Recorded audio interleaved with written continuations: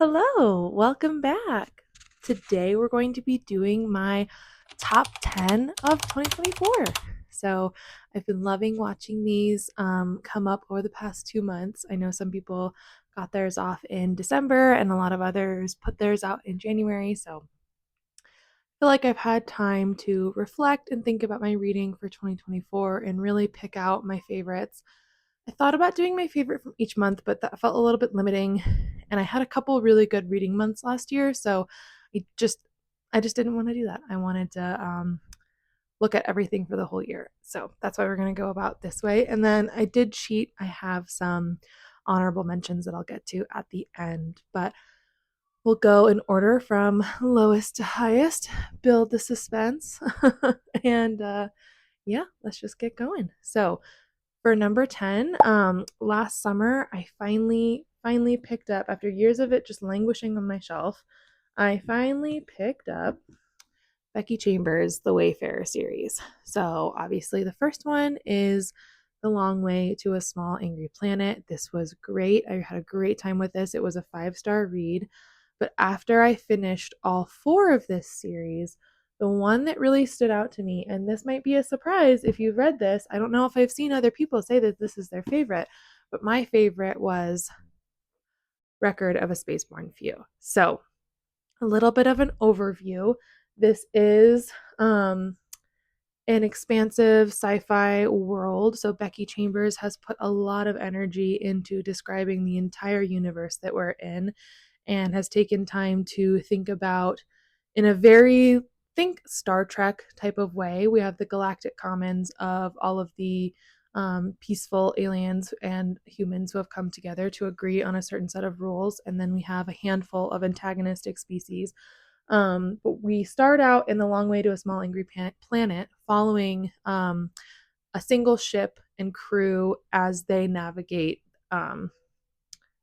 completing a task. It's a very sort of linear arc, beginning to end. We have a pretty straightforward mission driving the narrative. And then in the second one, A Closed and Common Orbit, it's kind of hard to sum up this one without giving too much away, but it follows some characters from the first one. And this one deals a lot with the idea of AI and personhood and how do we define an individual? How do we define ourselves? This one is beautiful. I do love it. But what I loved about this one, about Record of a Spaceborn Few, is it's multi POV. We go back to the Exodus fleet, which is a fleet of humans from Earth who left in a fleet of ships. We know from the first one that the wealthy of Earth left to colonize Mars. So, okay, we're back. I had some technical difficulties. So, anyway, we know from the first book in this series that based on class and structure, the class structure of the dying Earth, that the rich colonized Mars and another group set off in a fleet. And still in this modern time, there are a group of humans that still live in the Exodus fleet. So this book takes a look at a bunch of different people who are living in the fleet. We have a family, we have a young kid who's trying to figure out what he wants to do and be, and he's not really sure what his place is in the world. We have, I believe, an archivist kind of position, almost like a priest. We have a sex worker, and we have a newcomer to the Exodus fleet, and so someone who's just trying to find a home. And I adored this one. The end made me cry. There's a little bit of a mystery here, and just beautifully written. All of Becky Chambers that I've read so far has been a hit for me, and I can't wait to finish her catalog. I definitely want to check out A Psalm for the Wild Built and A Prayer for the Crown Shy. Those have gotten really great reviews. I've also seen a lot of love for her short novella, To Be Taught If Fortunate. But yeah, I think she's going to be an instant buy for me, and I can't wait to finish reading the rest of her work. So maybe that's also cheating. That was kind of 4 books in one, but yeah, that's not my number 10. My number 9, I'm going to put as Mistborn, The Final Empire. So it's been in the back of my mind to start the Cosmere at some point. But a couple years ago, I bought Trust of the Emerald Sea because it was pitched as Princess Bride retelling, or if you like The Princess Bride, then you'll like this. And so Princess Bride is one of my favorite movies of all time, so that was just a no-brainer for me. But it just sort of sat on my shelf. I still haven't read it. And when Wind and Truth was being hyped up in the beginning of December, I started feeling a lot of FOMO when all of my favorite creators were coming and getting excited and buying the book and just, having this big, exciting release date moment. And so I said, okay, fine. I need to start checking out the series and see if it's for me. So the last week or so of December of 2024, I read Mistborn, all of Era 1. I think I finished Hero of Ages on January 1st. So that one's going to slip into 2025 for me. But I was instantly hooked by Mistborn. I was very pleasantly surprised as a romance girly to get the sweetest romance between two of the characters that I did not even know was going to be in there. And for me, it was just enough. It didn't need to be any more than it was. It was very tender and also very funny at times too. They had a lot of good chemistry, so that was fun. The magic system, as everyone who's heard of this series knows, is very unique. It's entirely based on metals. So definitely really engaging there, especially having come from sort of a slump of more of the elemental magic, a lot of like shadow magic, fire, ice, sort of the things that we kind of think of when we think of more what's popular right now in a lot of different spaces. And so it was really fun to dive into a magic system that was truly unique. And yeah, I've now read through The Alloy of Law and just really ready to keep going with Brandon Sanderson, really having fun with that. So that's my number 9. My number 8, I forgot to pull it off the shelf because I forgot I own it. Let me see where it is. Oh, right here. Kristin Hannah, The Great Alone. I read The Four Winds by her first, with Brady and Rosie's book talk. It was okay for me. I liked it, but I didn't love it. And then I picked up this one next, and this one just completely blew me away. And I sort of went on a kick of reading her books. After this one, I read The Women, and so I think if you have read The Women, because I think that one definitely popped off a lot for 2024, considering I think it was released in 2024, which makes sense. But if you loved The Women and you enjoyed reading about the impacts of Vietnam, definitely go and pick up The Great Alone because it talks about Vietnam, but from a different perspective. So in The Women, we have talking about the women perspective of Vietnam. In this one, we have a young girl. Her father is a Vietnam War vet, and he was a POW, and he finally comes back from that, and he's obviously very traumatized, struggling to reintegrate, struggling with the family. They're going through a lot of hard times, and then he finds out that he has been left a piece of land and a home in Alaska by a fellow veteran who died in Vietnam.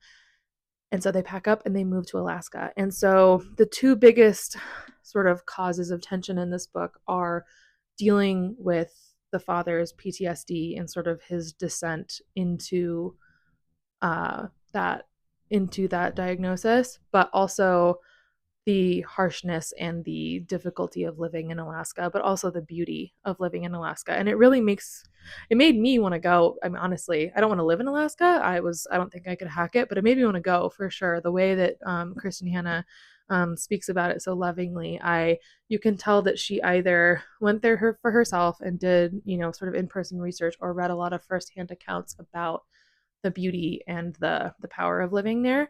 So there's also a nice a sweet romance in this as well, one that made me cry, and an ending that was very surprising and heart-wrenching. So absolutely love this one. I will think about this for a long time, and definitely will reread. Yeah, loved it.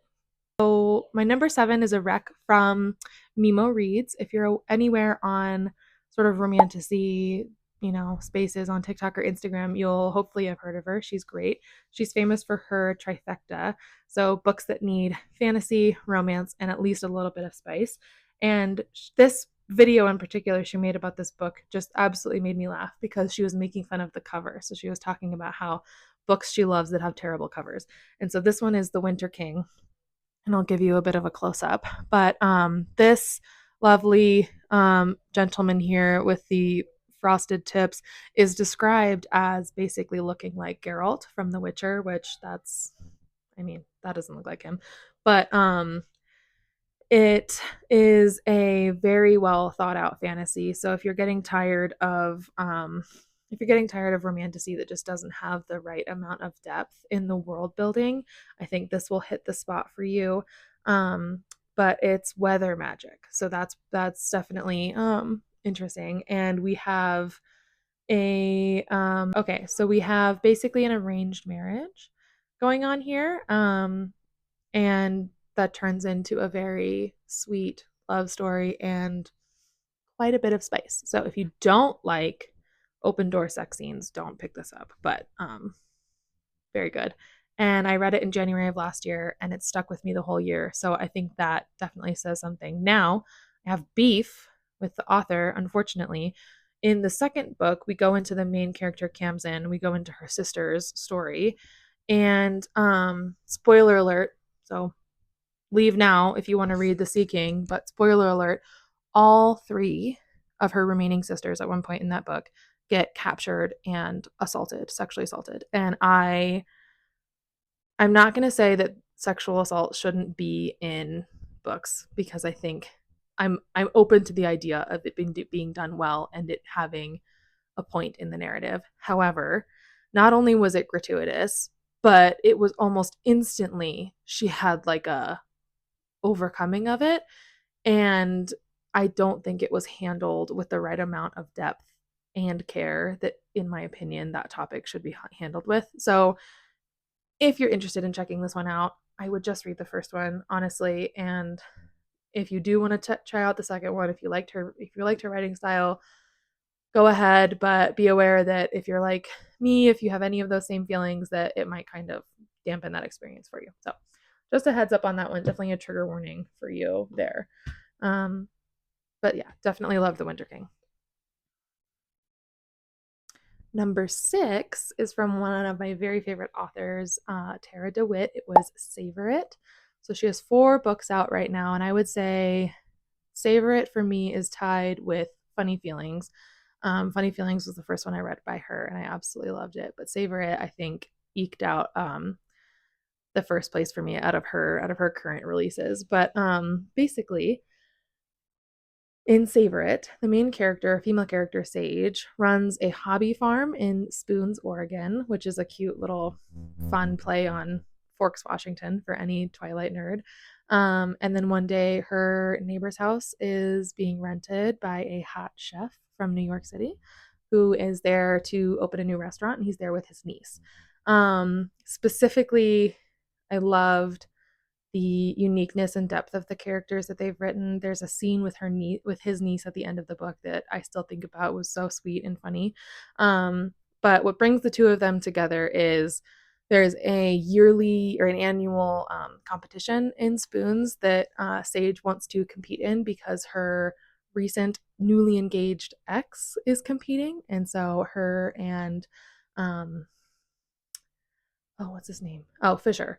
So she and Fisher team up for this competition, and that brings them together. And I think Tarah does an amazing job thinking about the individual growth of her characters, but also in a way that most of her characters are not trying to overcome anything super like insanely deep, but all of her characters feel so real, and that's what makes them so fun to read. So she's got another book coming out this year called Left of Forever, which is about Sage's brother and her best friend who are divorced, and they're rekindling their marriage. I cannot wait. You'll find quickly if you follow me on here or follow me anywhere that second chance romances are my all-time favorite.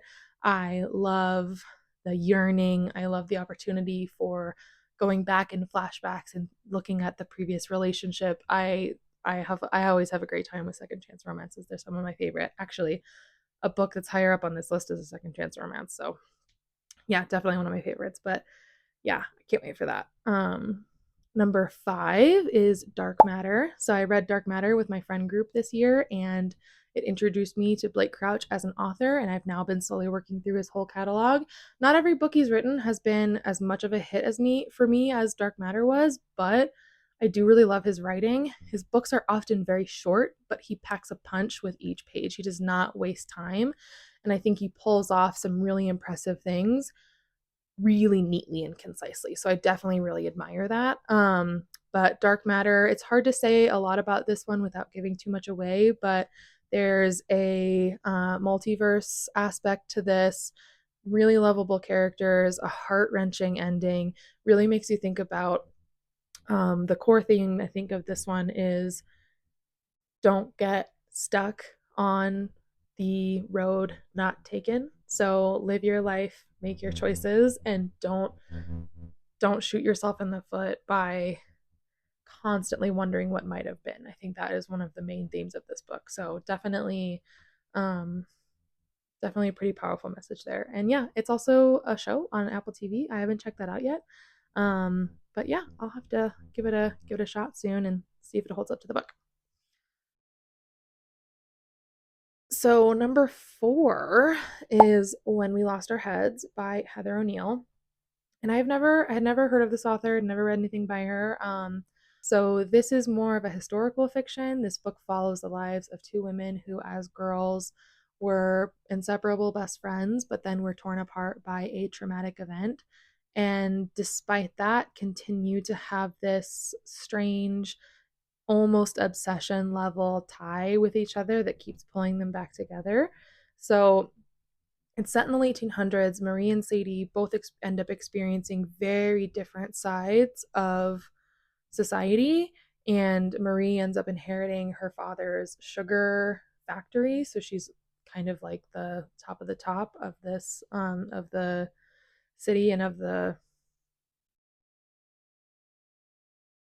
culture system there, I guess. And then Sadie becomes obsessed with all things dark and sort of twisty about uh, the world. Little Grey's Anatomy reference there for you. And when she comes back from being sent away to England, she ends up living in a brothel and ends up writing. She wants to be a writer.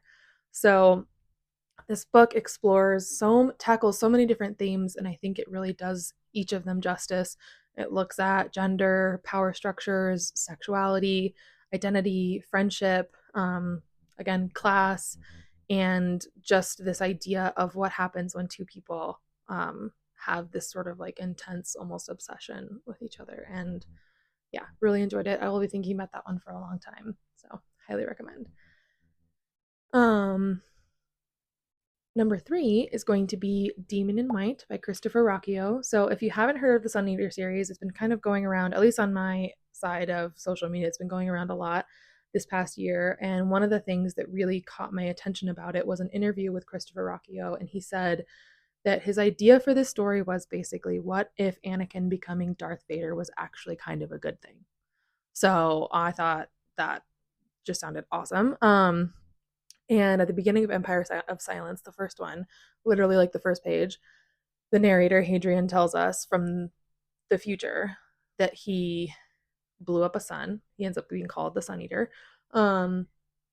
which then destroys an entire planet, billions of people, and is now this notorious villain figure in this world.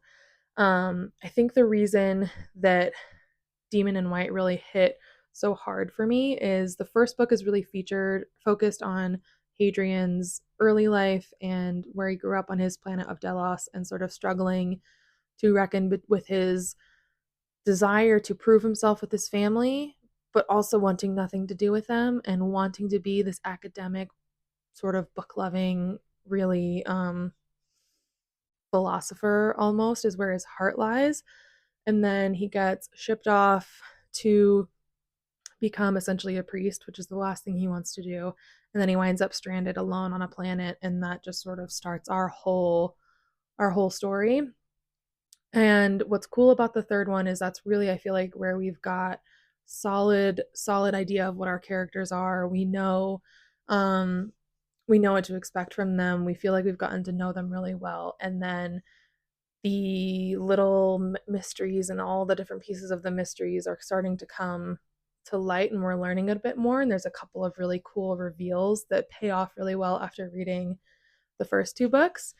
And then it culminates in a truly epic final battle that I still think about. The only thing that kept me from immediately going into Kingdom of Death was the fact that everyone who I've seen talk about this talks about how utterly devastating it is. And I'm no stranger to a sad book. I actually kind of love crying at books. But I needed a break. And now that it's been a couple months, I cannot wait to get back to the story and the ever melodramatic Adrienne Marlowe. So number 2 is going to go to The Vows by Jessica Joyce. This is a contemporary romance, and surprising no one, if you've watched the beginning of this video, it is a second chance romance that I think was so masterfully done.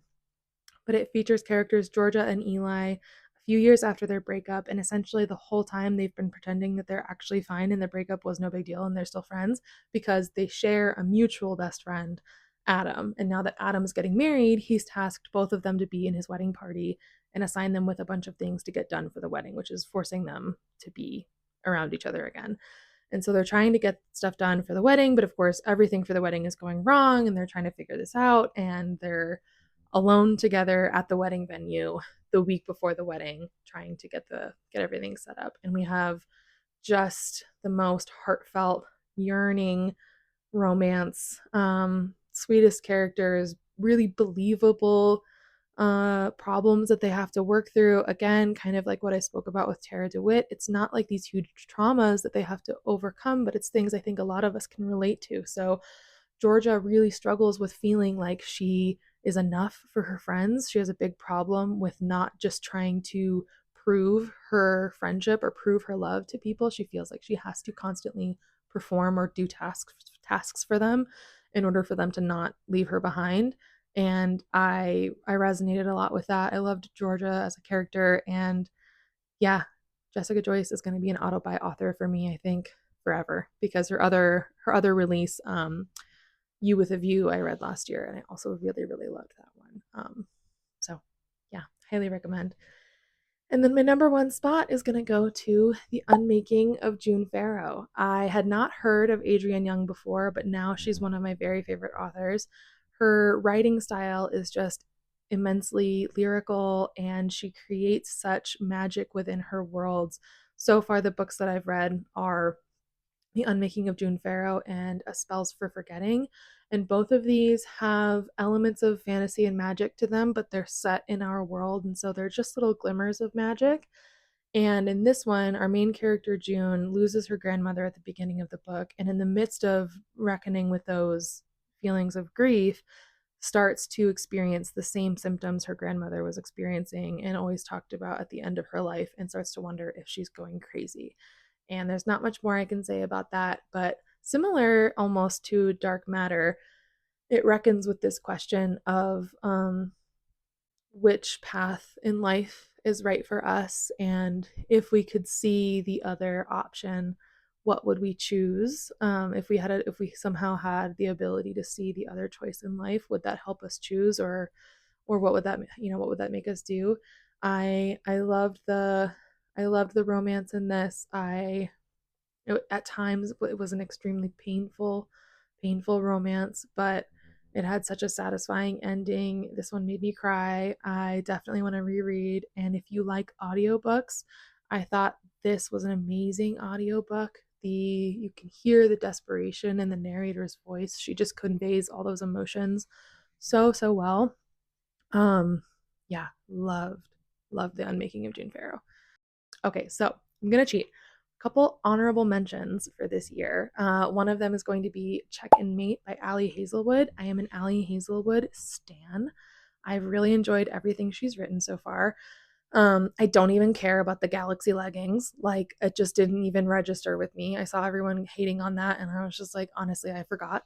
That's a reference to her second one, which I can't remember what that one's called. But anyway, this one is her YA novel, and I think she proves in this book that you don't need explicit sex to have tension and heat between characters.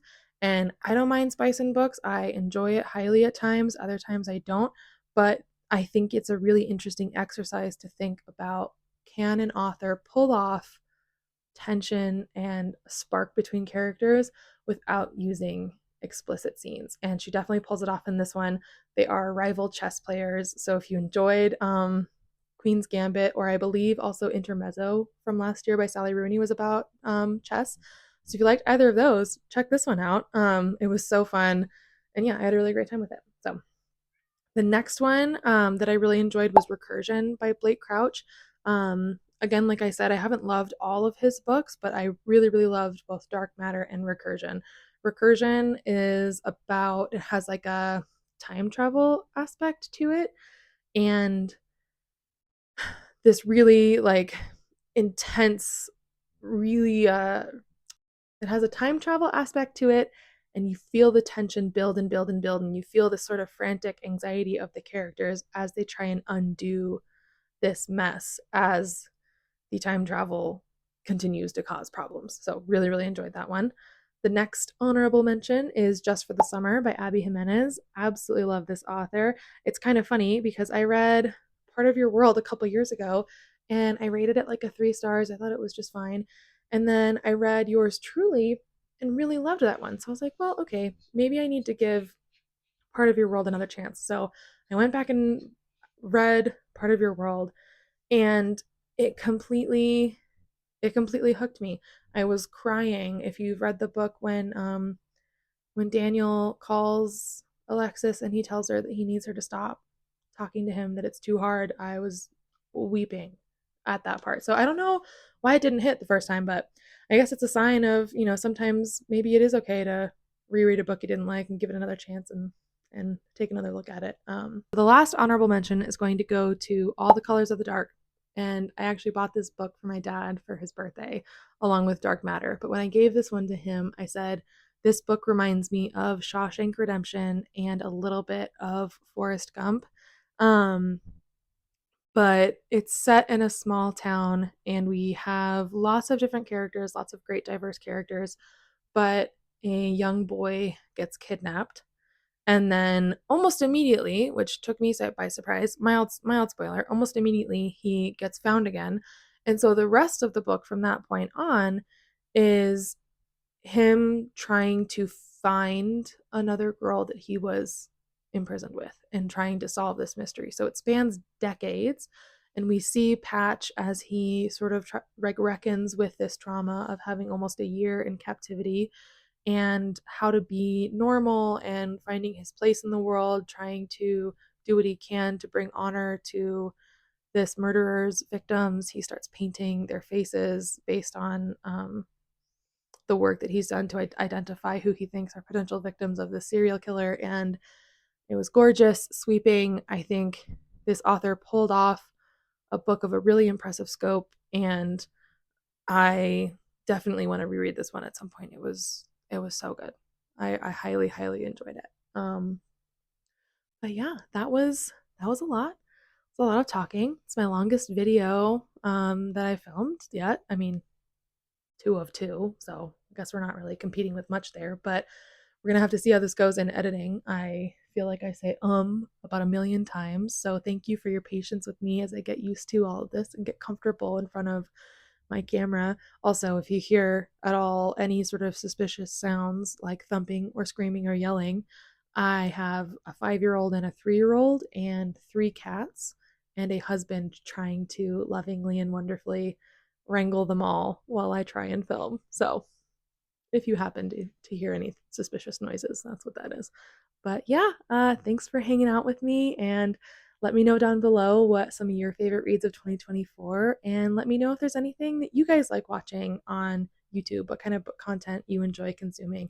I know for me, I definitely enjoy reviews and book vlogs. I like seeing what upcoming releases people are excited about, and yeah, so let me know. Thanks for watching. Bye.